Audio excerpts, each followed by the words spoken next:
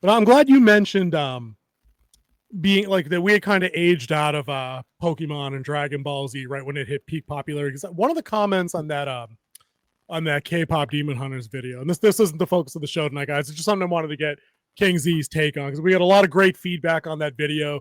Like I was saying last week, overwhelmingly positive conversation going on from folks from all different walks of life. But somebody mentioned there was a good comment in there, and I'm not trying to call this person out because I responded to them in kind and respectfully, but they laid out a case that in the year 2025 with broadband and and top tier internets everywhere and YouTube and global entertainment markets, that there's no excuse to not be a part of something. My response to that person was, yeah, dude, but when you're like 40, 50 years old, 60 years old, you stick to what you know. And then I got to thinking, if you're younger than that, you stick what you know until you have that kind of watershed moment where somebody exposes you to something new. So if you grew up Yeah. watching like Trek and Star Wars or Doctor Who or G.I. Joe or Transformers or My Little Pony, whatever your thing was, you hone in on those. That's who you are. That informs your entertainment consumption going forward.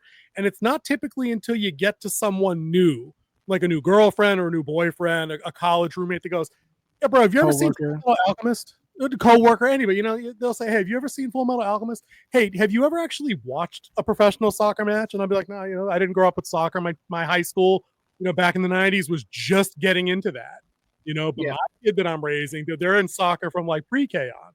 So it's all about exposure. But my point to that commenter was, you don't know to go seek out things that you're only kind of like passively aware of. Like, I know what opera is, but I'm not terribly motivated to go find opera music to listen to because it just exists kind of abstractly as a thing I'm aware of.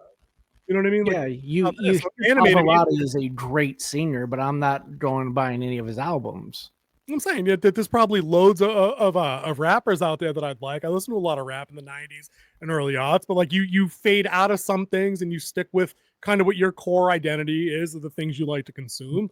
So when like if you like today, if somebody in the comments said, hey dude, you need to go check out this Western, you need to really go back and watch this thing, I might, and if it was that great, it would do like KPDH. I'd be like, oh crap, maybe there is more out there to the genre that I should look at. And the comments were full of those recommendations.